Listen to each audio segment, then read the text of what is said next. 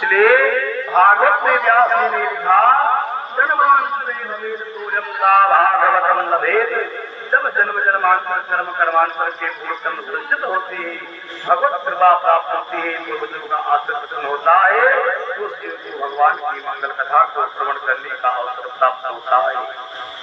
ये भगवान राधा कृष्ण की प्रत्यक्ष मार्गमय प्रतिमा श्रीमद् भागवत महापुराण है। भगवान की कृपा से हम सभी को ये अवसर प्राप्त हुआ है। आइए भगवान का नाम स्मरण करते हैं। मन और वाणी को पवित्र करने के लिए भगवान नाम स्मरण करेंगे। उसके बाद भगवान की मंगल कथा को श्रवण करेंगे।